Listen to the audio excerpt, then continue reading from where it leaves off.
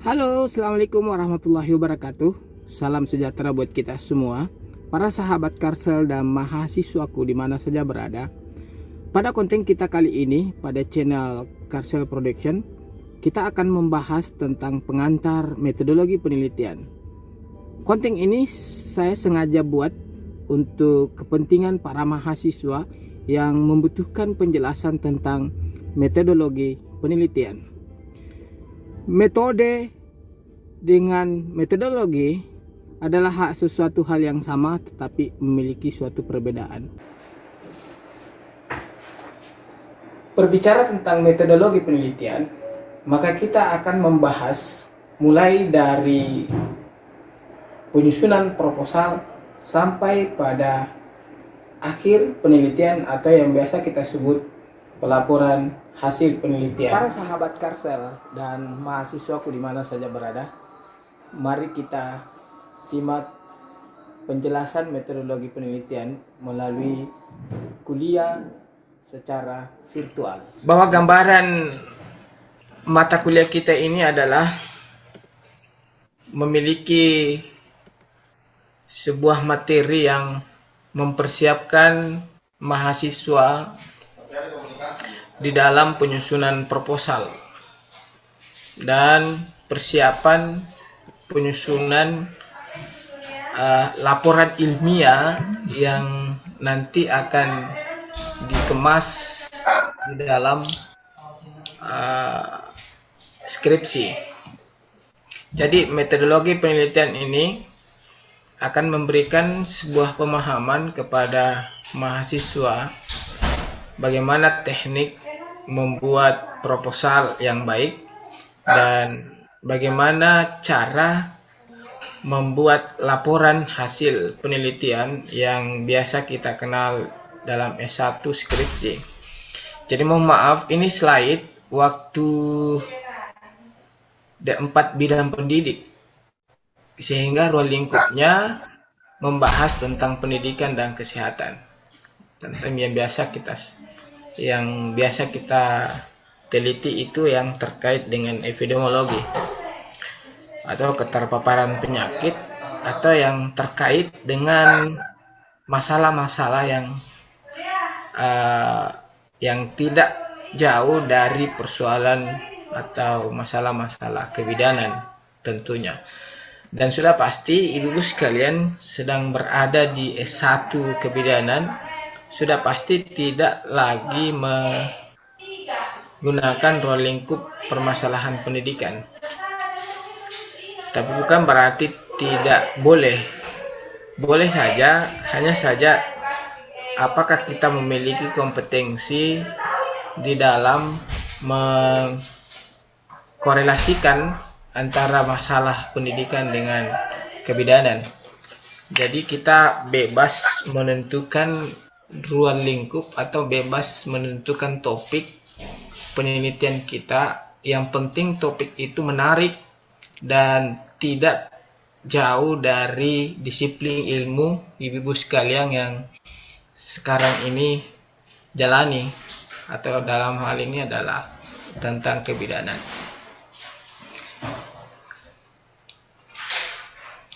Baik, ada beberapa tujuan metodologi mata kuliah kita memiliki tujuan. Yang pertama adalah mahasiswa dididik seperti yang saya sampaikan tadi, bahwa mata kuliah metodologi penelitian ini bertujuan untuk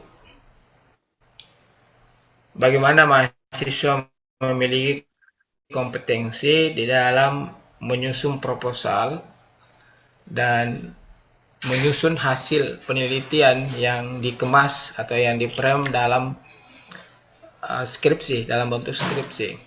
Itulah salah satu tujuan mata kuliah metodologi penelitian.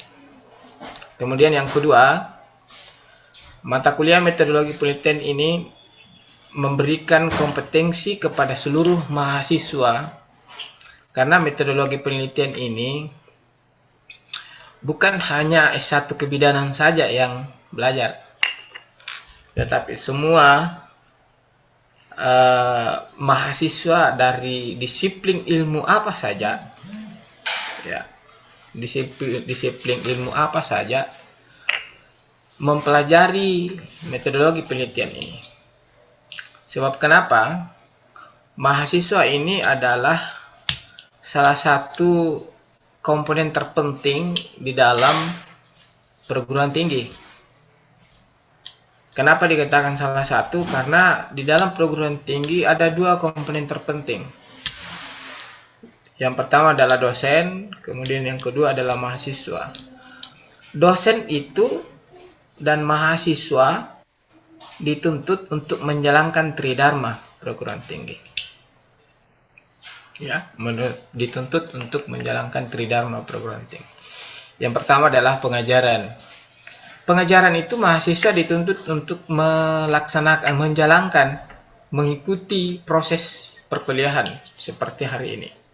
Meskipun mungkin pada masa COVID-19 ini kita masih dibatasi oleh ruang gerak teknologi yang seperti hari ini, tetapi tidak mengurangi substansi pengajaran. Nah, dosen pun juga demikian, harus menjalankan proses pengajaran. Kalau tidak menjalankan proses pengajaran, maka dosen tersebut itu tidak akan mampu, bukan tidak mampu, hilang dari salah satu persyaratan untuk kenaikan pangkat. Ya, hilang. Sehingga dosen dituntut untuk melakukan sebuah proses pengajaran. Kemudian yang kedua, dosen dituntut atau mahasiswa dituntut untuk menjalankan pengabdian. Nah, salah satu bentuk pengabdian yang harus dilakukan oleh mahasiswa adalah PKL, PPL. Nah, biasa kalau S1 KKN, S1 kebidanan, nanti kalau ibu-ibu sekalian menjelang terakhir kuliahnya harus turun KKN. Itu adalah salah satu bentuk pengabdian. Dosen pun juga demikian. Dosen harus dituntut untuk mengaplikasikan ilmu pengetahuan yang dimiliki dan bermanfaat di tengah-tengah masyarakat. Kalau hal itu tidak dijalankan, maka dosen itu hilang salah satu syarat untuk mengurus dalam pengurusan kenaikan pangkat, ya, pangkat akademik. Kemudian yang ketiga, penelitian. Civitas atau komponen terpenting di dalam perguruan tinggi, mahasiswa dan dosen dituntut untuk menjalankan pengabdian. Mahasiswa tidak bisa selesai, khusus S1 kebidanan ini, mustahil selesai jika tidak melakukan penelitian yang dalam bentuk skripsi nanti kan. Itulah dimaksud dengan melaporkan hasil penelitian. Jadi tujuan metodologi penelitian ini adalah bagaimana mahasiswa memiliki kompetensi untuk melaksanakan penelitian dan melaporkan hasil penelitian. Ya, mohon maaf di sini di bidang laboran kesehatan, bukan itu ya, karena ini juga slide saya pakai di D3 TLM, sama, hampir sama semua ya. Di bidang, tentunya di bidang kebidanan, ya, apa-apa saja yang terkait dengan ilmu kebidanan.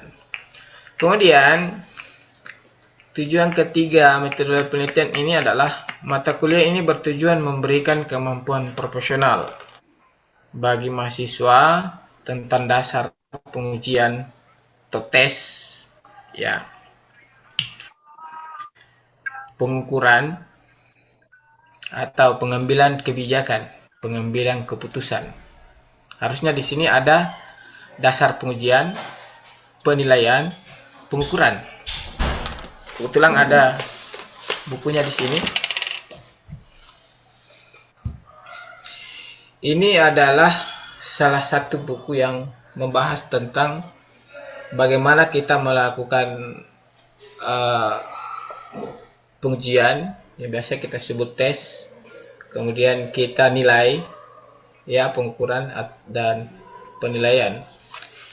Jadi setelah kita uji atau tes dengan cara apa yang kita gunakan, maka kita lakukan sebuah penilaian.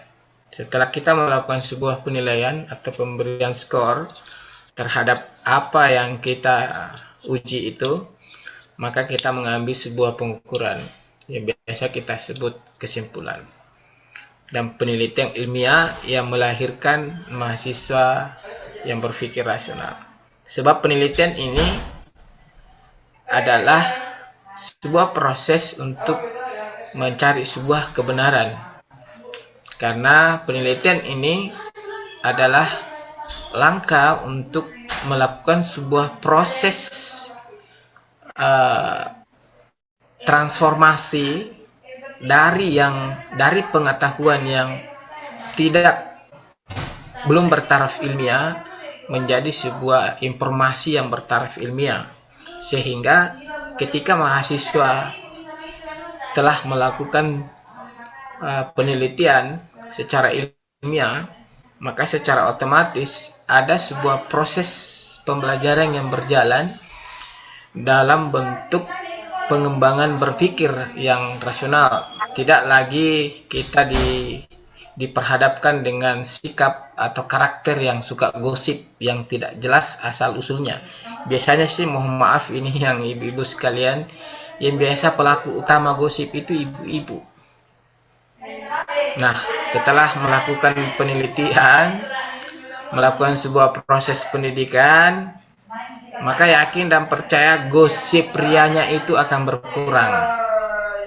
Dari hasil penelitian dan pengamatan mengatakan bahwa pelaku utama gosip Indonesia itu adalah kaum ibu-ibu. Oke, baik. Seperti yang saya sampaikan tadi, bahwa penelitian itu, metodologi penelitian itu adalah sebuah proses untuk melahirkan sebuah kebenaran. Kebenaran dalam hal ini adalah ilmu pengetahuan.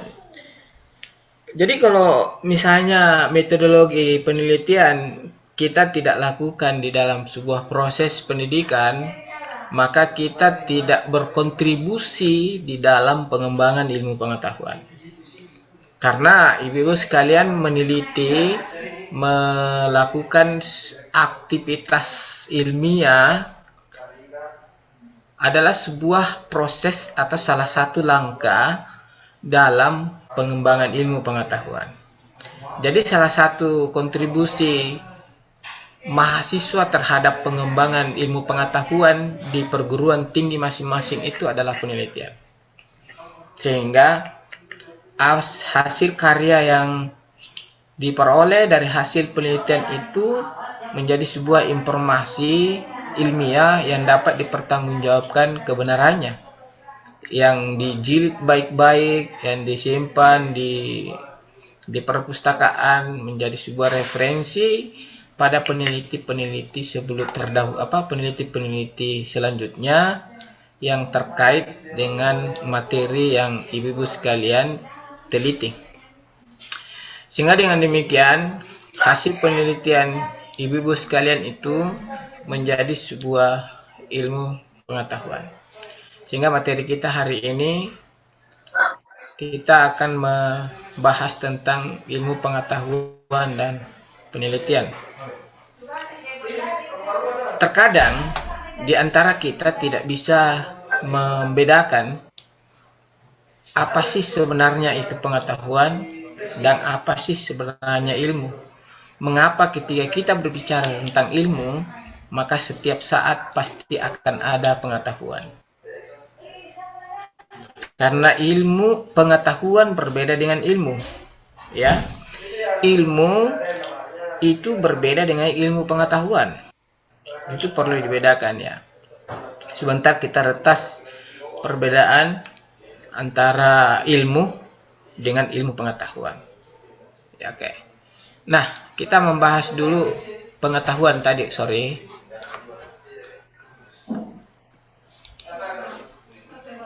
pengetahuan itu merupakan sederetan informasi yang ditangkap dan atau yang diserap panca indera kita, mata, hidung, kulit, dan lain sebagainya. Panca indera kita diolah oleh akal budi secara spontan. Ya, yang pada intinya pengetahuan itu memiliki sifat yang spontan, yang belum memiliki sebuah sumber yang bisa dipertanggungjawabkan, bersifat subjektif. Bersifat subjektif itu lahirnya dari kita sendiri. Pengetahuan itu lahir dari kita sendiri. Kemudian intuitif, ketetapan hati. Kalau informasi itu kita anggap adalah sesuatu yang benar dan kita yakini bahwa betul adanya informasi itu, maka kita tetapkan, kita yakini bahwa informasi yang kita peroleh itu adalah informasi yang dapat dipertanggungjawabkan, sehingga kita tetapkan sebuah kebenaran untuk secara subjektif. Itulah yang dimaksud dengan intuitif. Kemudian pengetahuan, ilmu itu kebalikan dari pengetahuan. Sederetan informasi yang telah pernah diolah, ya, kembali disusun secara metodis, sistematis, konsisten dan koheren. Jadi tidak sama dengan gosip. Gosip itu tidak ada metode tersendirinya. Lahir secara spontan, begitu ada di otaknya ibu-ibu sekalian sampaikan. Ya, tidak sistematis. Kadang kalau misalnya dikatakan tidak sistematis adalah kadang kita bicara sekarang ini minyak goreng, kadang berakhir bukan di minyak goreng. Itu namanya tidak sistematis. Tidak ada pembukaannya, tidak ada intinya, tidak ada penutup. Itu yang dikatakan. Kalau yang dikatakan sistematis, ada salamnya. Assalamualaikum warahmatullahi wabarakatuh. Alhamdulillah, kita panjatkan kehadirat ilahi rabbi. Nah, ini pembuka. Sampai pada pembahasan. Itulah inti. Setelah inti kita simpulkan. Setelah kita simpulkan apa kontribusi kesimpulan itu di dalam kehidupan kita. Itu sistematis. Kemudian konsisten. Konsisten itu tidak berubah-berubah konsepnya. Kalau ibu-ibu sekalian berbicara tentang penyakit, keterpaparan penyakit anemia misalnya, keterpaparan COVID-19 misalnya, yang hubungannya dengan kehamilan, maka kita harus konsisten di dalam pembahasan kita, jangan melenceng kiri kanan. Ini yang rawan ini untuk mahasiswa S1 kebidanan, yang rawan sekali tidak konsisten. Kenapa saya katakan begitu? Kadang misalnya penelitian ibu-ibu sekalian membahas tentang, misalnya membahas tentang hipermesis.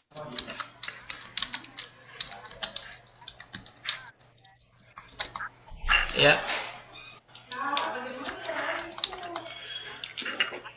Ini biasa terjadi kejadian tidak konsistenitasnya S1 kebidanan di dalam menyusun skripsi.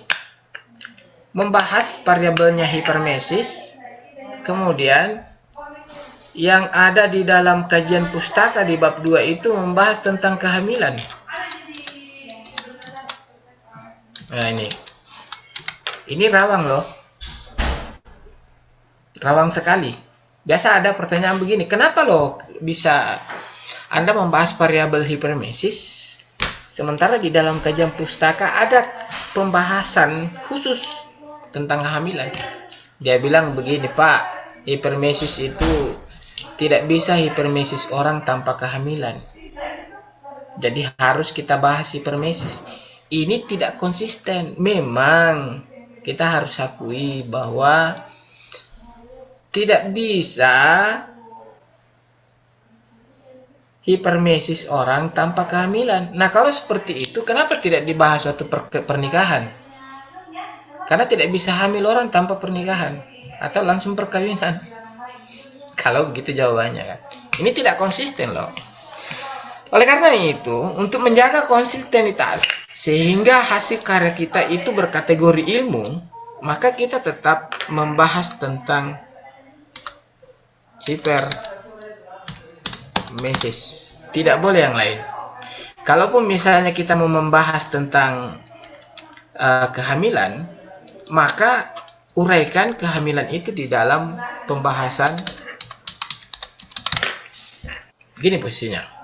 Uraikan kehamilan itu di dalam pembahasan hipermesis. Ya, jangan seperti ini posisinya.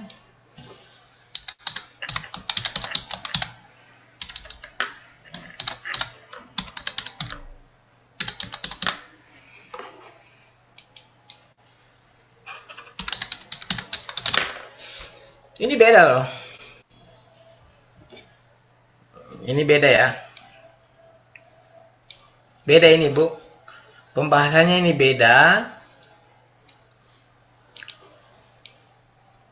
Ini memiliki perbedaan yang signifikan. Kalau kita lihat, sama jika Kapang, sama dalam aspek konsep, tetapi tidak sama dalam aspek kajian. Bukankah di dalam bab 2 itu kajian pustaka namanya, bukan kajian konsep, bukan konsep. Kalau konsep ya sama ini, hipermesis kehamilan, kehamilan hipermesis sama. Tetapi di dalam aspek kajian ini saya perlu memang sengaja untuk saya jelaskan karena kebanyakan S1 kebidanan ini atau D3 kebidanan atau D4 kebidanan dulu kadang di sini hipermesis ya, hipermesis yang dibahas, tetapi di dalam pembahasan pembahasan di bab 2-nya itu ini yang dibahas, padahal harusnya ini hipermesis, karena kita harus menjaga konsistenitas, ya kan? Nah, apa bedanya kira-kira? Ada yang bisa menjawab? Apa bedanya kira-kira di sini?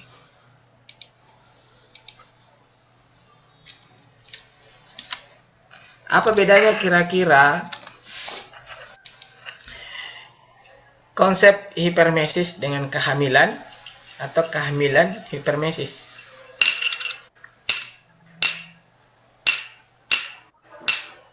Pak, saya mau Ada yang bisa menjawab?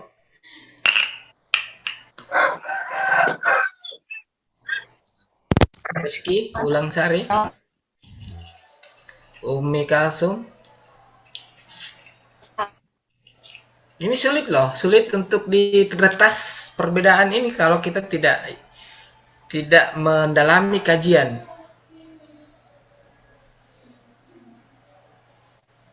Ada yang bisa menjawab?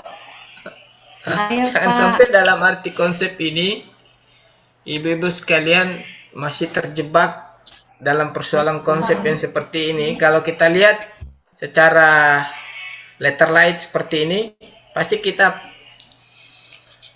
menyimpulkan tidak ada bedanya pembahasan ini. Kira-kira apa yang membedakan? Karena pasti perbedaannya besar ini perbedaannya nih, Bu. Antara hipermesis. Maaf Pak, saya mau menjawab Pak, boleh? Kenapa? Saya mau menjawab, boleh Pak? Silakan Bu Umi. Ya, terima kasih atas kesempatan yang diberikan. Ya, kalau hipermesis dibahas dalam kehamilan. Yang pertama, poin pertama itu hipermesisnya yang ditonjolkan. Kemudian kalau bagaimana nih? Kalau yang poin di atas itu hiperemesis judulnya terus dibahas kehamilan.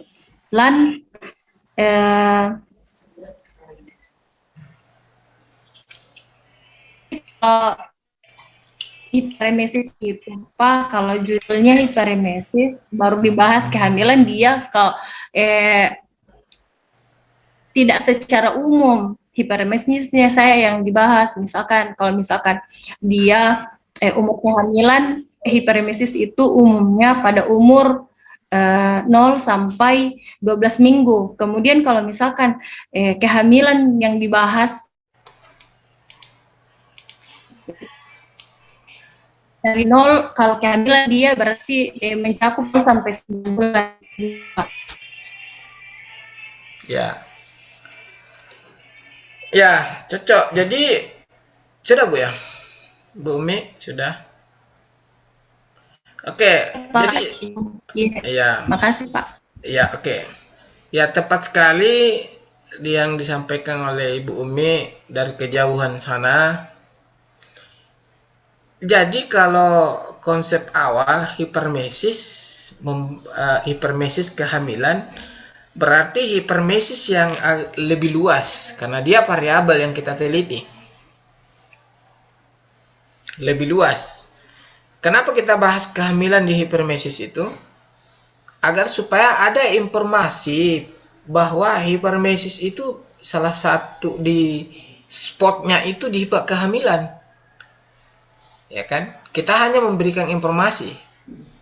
Tidak detail. Jadi bukan kehamilannya yang kita bahas, tetapi hipermesisnya yang kita bahas. Kalau poin 1.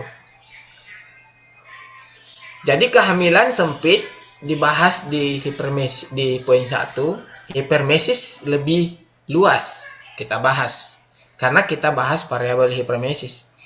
Tetapi poin kedua, kehamilan itu pasti kita harus kaji macam-macam kehamilan, sampai gangguan kehamilan, sampai pada luas.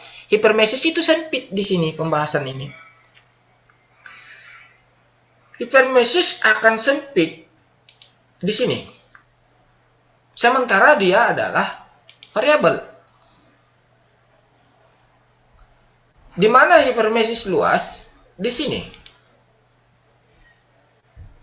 Kecuali kalau misalnya berbicara tentang kehamilan di sini, maka poin kedua yang tepat. Tapi kalau berbicara tentang hipermesis di sini, maka poin 1 yang tepat. Meskipun sebenarnya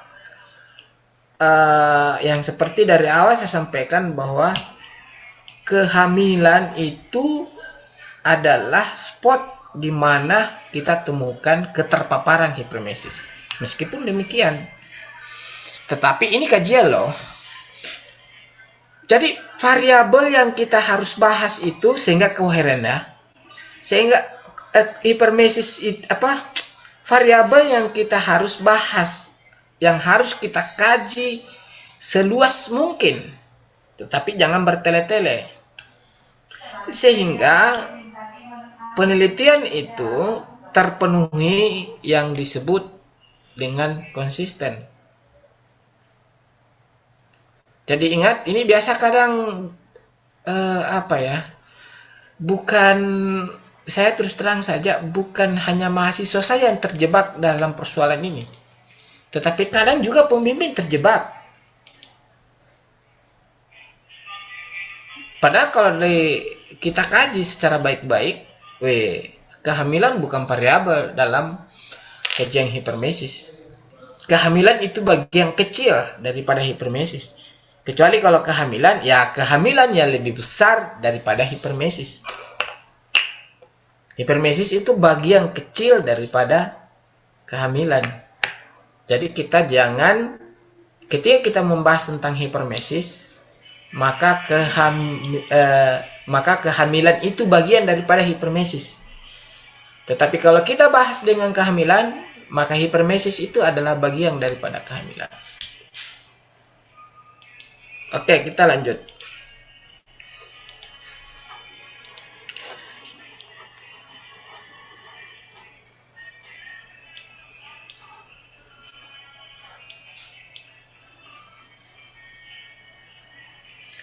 Nah, itulah yang dimaksud dengan ilmu pengetahuan.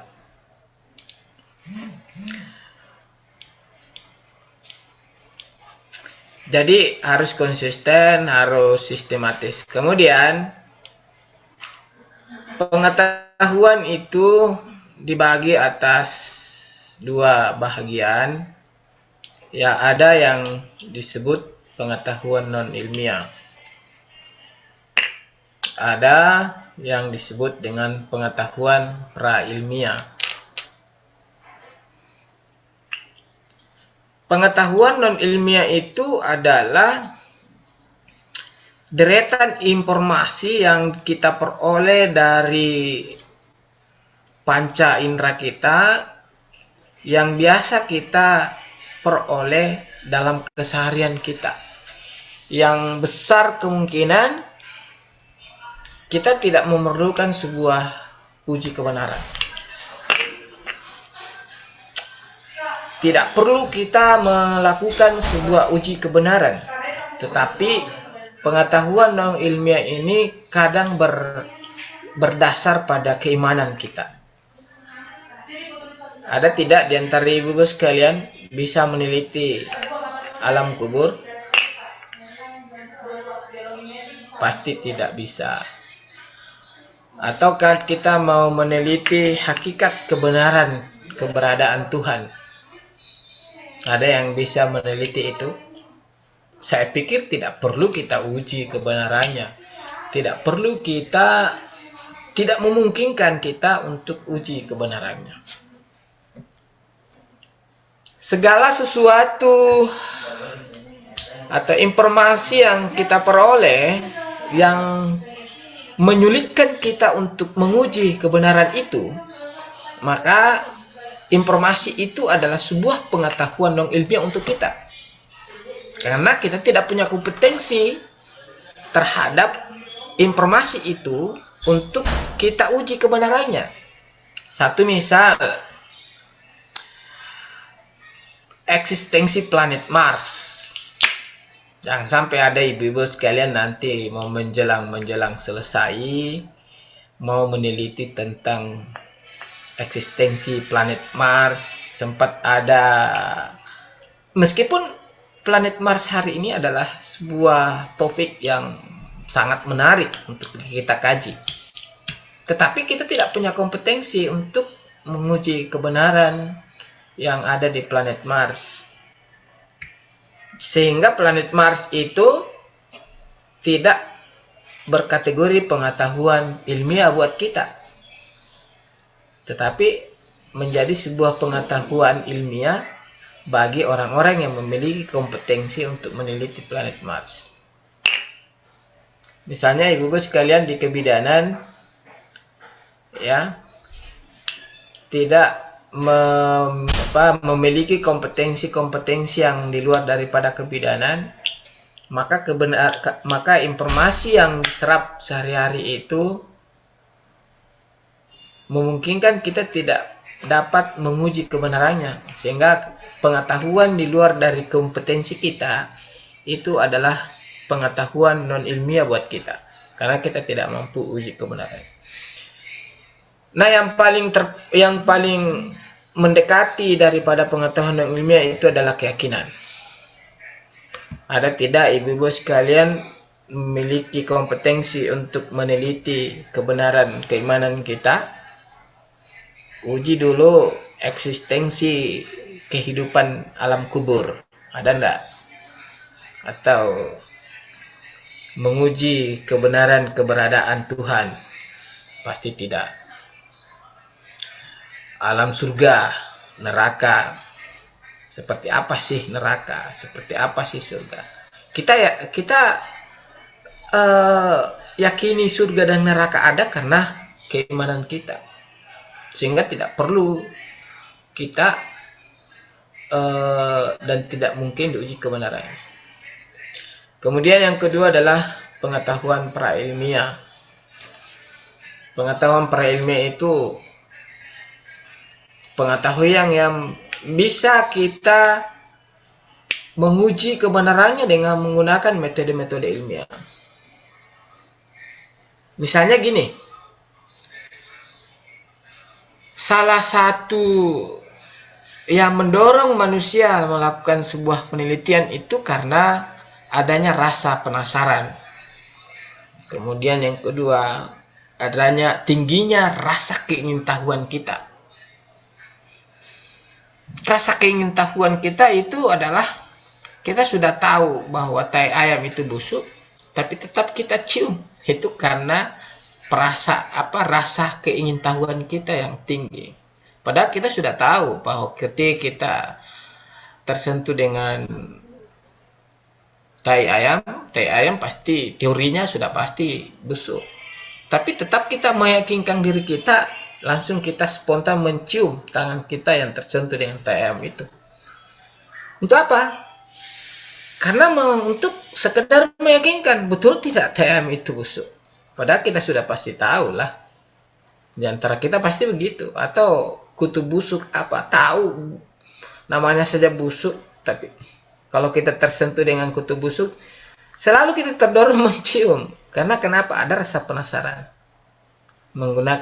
Rasa penasaran untuk menguji kebenaran yang telah kita ketahui bersama. Nah, itulah yang dikatakan penelitian prailmiah. Misalnya gini, kita setiap ada masalah gini, setiap kita makan bakso di kios A, setelah kita makan diare. Setiap orang makan bakso di kios A itu diare. Maka muncullah sebuah penasaran kita. Mengapa demikian? Nah, perasaan keingintahuan kita mendorong kita untuk melakukan sebuah uji kebenaran. Maka dilakukanlah sebuah pengujian kebenaran berdasarkan ilmu pengetahuan, tidak berdasarkan emosi. Kalau berdasarkan emosi, datangi parang panjang kios A itu sudah selesai. Kenapa ini orang jual bakso ketika kita makan baksonya mencret?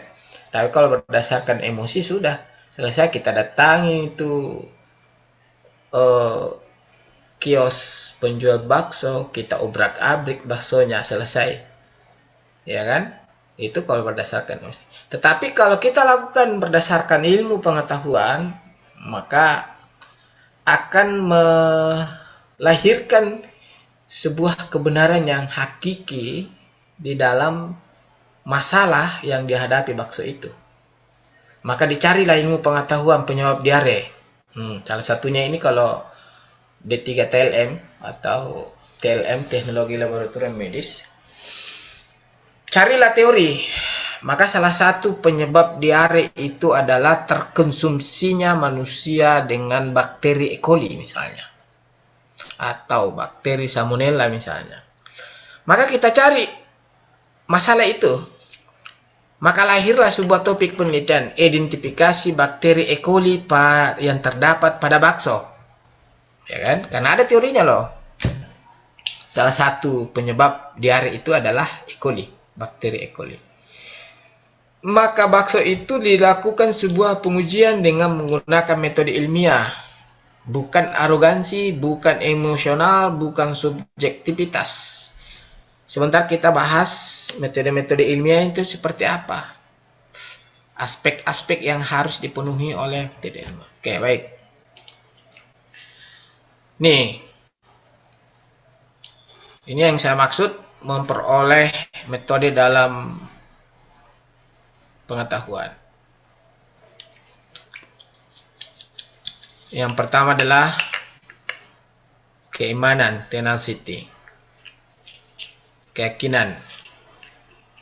Kita memperoleh sebuah pengetahuan agama berdasarkan keyakinan. Ibu-ibu sekalian yang beragama Kristen pasti tidak meyakini kebenaran Al-Quran. Begitupun juga Islam pasti tidak meyakini kebenaran kitab-kitab yang lain dibandingkan kitab Al-Quran. Itu metode ketaguhan. Sehingga Al-Quran memberikan pengetahuan ke kita karena kita yakini Al-Quran itu. Kemudian yang kedua, metode otoritas. Metode otoritas ini adalah biasa kadang kita karakter orang Indonesia itu terlalu tinggi menggunakan metode otoritas. Kenapa saya katakan begitu? Misalnya gini, sebagian besar orang-orang Indonesia seolah-olah yang dapat mengeluarkan sebuah kebenaran itu adalah orang yang memiliki otoritas menyampaikan ilmu itu. Misalnya gini, pasti ibu-ibu sekalian memiliki perasaan tidak percaya kepada orang, misalnya security mengajar. Meskipun apa yang disampaikan oleh security sebenarnya adalah sebuah kebenaran, adalah sesuatu yang benar. Ibu-ibu sekalian pasti tidak yakin lah, karena bukan otoritasnya. Begitupun juga sebaliknya, meskipun dosen itu salah, meskipun dosen itu menyampaikan ilmu pengetahuan yang tidak benar, karena ingat, dosen pun juga manusia, bukan robot dan bukan komputer yang pasti ilmu pengetahuannya tidak berubah. Meskipun dosen itu menyampaikan ilmu pengetahuan sebenarnya salah, tetapi ibu-ibu sekalian pasti yakin bahwa itu benar. Karena kenapa? Otoritas. Kemudian metode a priori, intuisi, ketetapan hati. Kemudian metode tradisi, metode kebiasaan kita sehari-hari. Kalau itu adalah merupakan sebuah kebiasaan, meskipun tidak tertulis, meskipun tidak terdokumentasi, kalau hal itu adalah merupakan sebuah metode yang kebiasaan, yang telah biasa kita lakukan dari turun-temurun, maka dianggap juga itulah sumber ilmu pengetahuan. Meskipun salah sebenarnya. Lihatlah tradisi-tradisi adat istiadat kita. Itu maksudnya. Metode trial and error. Coba-coba. Kemudian metode metafisik. Kemudian metode akal sehat bersifat subjektif. Ya masuk akal. Biasa kan orang bicara ngawur kiri kanan. Kemudian metode ilmiah. Metode ilmiah itu adalah metode yang tepat kita gunakan kesesuaian dengan apa yang kita butuhkan. Misalnya kita mau meneliti suhu badan, kan tidak mungkin kita pakai wawancara. Tidak mungkin kita pakai tes angket. Pasti kita menggunakan media atau instrumen yang tepat di dalam mengukur suhu badan misalnya. Kan kalau suhu badan kan kita mau mengukur suhu badan, misalnya kita pakai wawancara. Mana kita tahu berapa suhu badan kita? Wawancara, ibu suhu badannya sekarang berapa? Sebentar dibilang ibu, yang stres siapa bu? Kita atau saya? Kamu gitu ya? Biasa kan begitu. Karena kenapa? Tidak ilmiah. Karena tidak ada kecocokan dan ketepatan metode atau instrumen yang kita gunakan di dalam penelitian. Itu yang dimaksud dengan metode ilmiah. Tapi untuk lebih jelasnya metode ilmiah itu siapa, nanti kita bahas dalam pembahasan selanjutnya. Oke. Ini sumber ilmu pengetahuan, ini sangat jelas, ada 3. Jadi sebenarnya ilmu pengetahuan itu hanya ada 3 sumbernya sebenarnya. IPS, IPA, agama dan budaya. Kalau yang bersumber langsung pada masyarakat, IPS. Apa-apa saja IPS. Ekonomi, geografi, sosiologi, antropologi, apalagi yang terkait dengan IPS.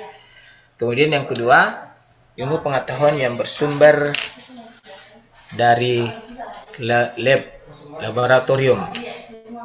Itu IPA, seperti fisika, kimia, biologi, dan lain sebagainya. Kalau kebidanan kira-kira di mana? IPA atau IPS? IPA. IPA. IPA atau IPS? IPA. Kebidanan. IPA dan IPS. Bapak.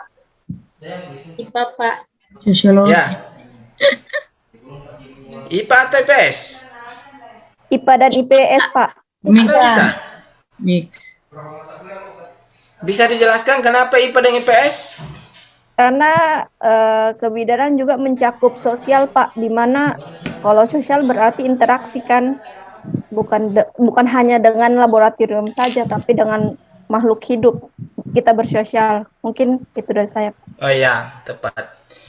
Kebidanan, kalau kita lihat dari perspektif pelayanan, maka dia berada di IPS. Kebidanan, kalau kita lihat dari aspek fisiknya, maka kita pasti berada di IPA. Jadi sebenarnya memberikan pertolongan kepada seseorang itu adalah IPS. Mengkaji tentang kehamilan secara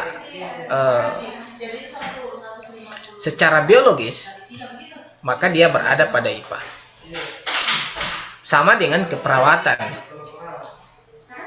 Keperawatan dengan kebidanan, karena terkait dengan pelayanan.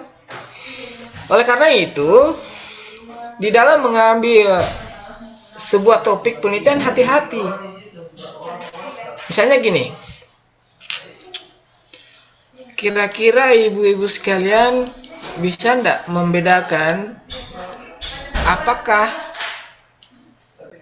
judul misalnya gini, pengaruh pelayanan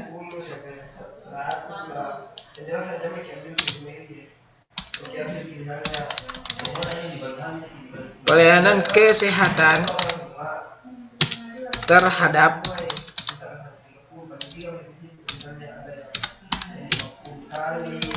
kepuasan pasien.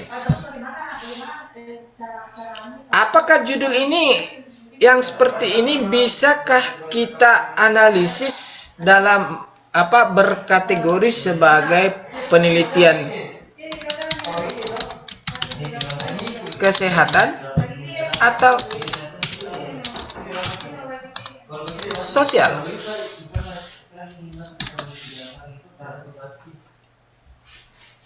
Gimana?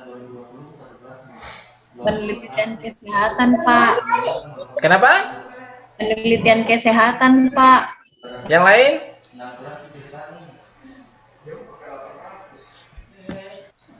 Oke, Ibu Umi penelitian kesehatan.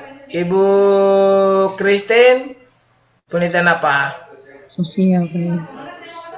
Yang semangat Ibu Christine, temannya. Pelayanan, Pak. Pelayanan. Sosial, Pak. Sosial. Kalau Ya. Ibu Umi, nah di sini terjadi sebuah perbedaan antara Ibu Umi dengan Christine. Ibu Umi mengatakan bahwa penelitian kesehatan.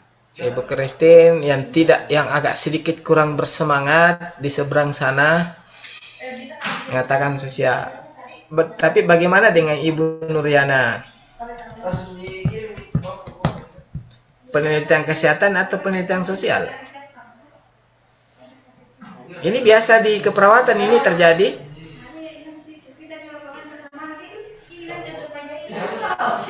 Gimana? Ini kesehatan atau sosial? Dua-dua, Pak. Siapa bilang dua-dua? Pak. Ibu Ana. Oke, baik. Ini adalah penelitian sosial. Kenapa saya katakan penelitian sosial? Karena objek yang ada pada topik ini adalah pelayanan dan kepuasan. Meskipun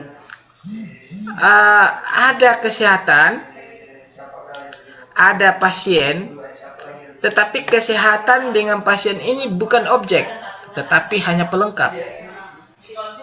Pelayanan dengan kepuasan ini di sini yang penting. Pelayanan dengan kesehatan. Sehingga dengan demikian, metode ilmiah yang harus kita gunakan pada judul ini adalah metode penelitian sosial, bukan penelitian kesehatan. Jadi kita tidak boleh bukan tidak boleh sih, karena tidak ada aturan yang mengatur itu. Tetapi ketepatan dan keelokan penggunaan terma atau term yang ada dalam skripsi itu lebih bagus kita menyesuaikan penggunaan ketepatan istilah. Jadi ini judul ini adalah sosial, bukan penelitian kesehatan. Karena kenapa? Penelitian kesehatan dengan penelitian sosial memiliki istilah yang berbeda dalam aspek metodologi. Kalau penelitian kesehatan,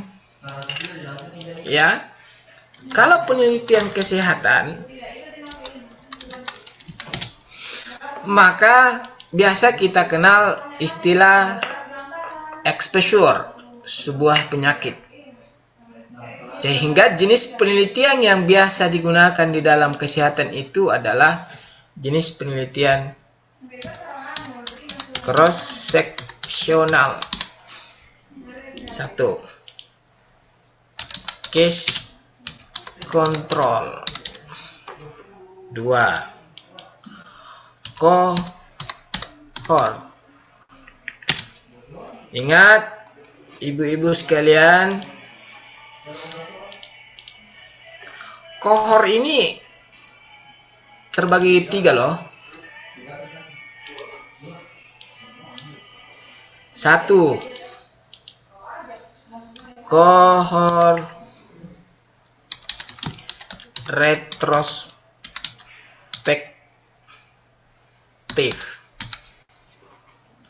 Kemudian cohort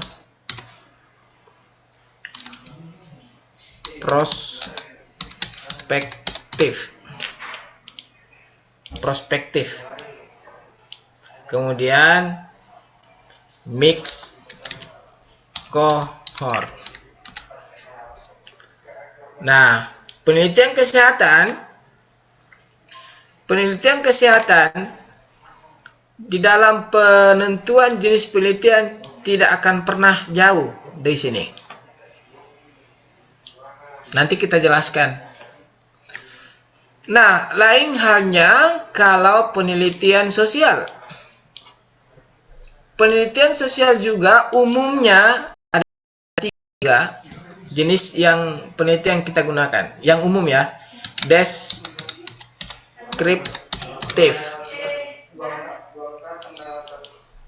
Kemudian kedua, eksploratif. Kemudian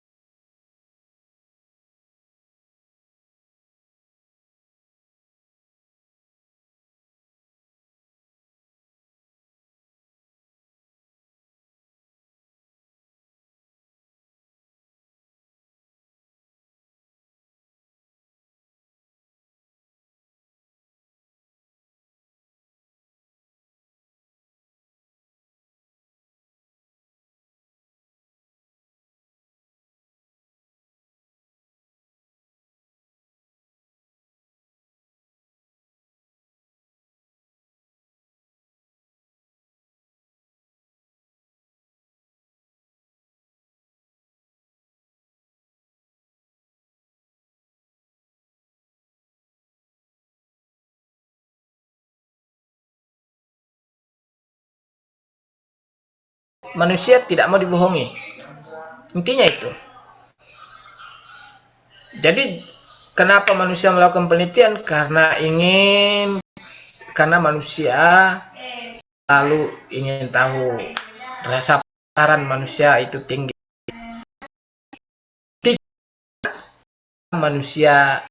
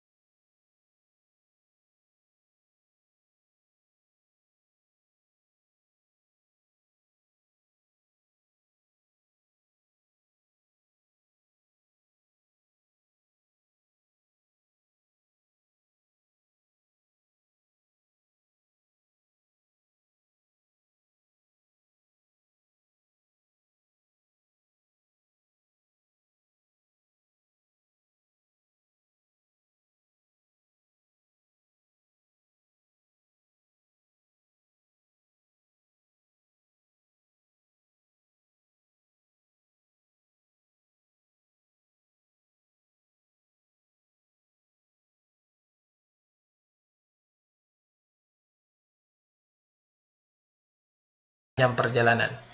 Saya kira cukup sekian. Kurang lebihnya semoga sehat selalu semua. Assalamualaikum warahmatullahi wabarakatuh.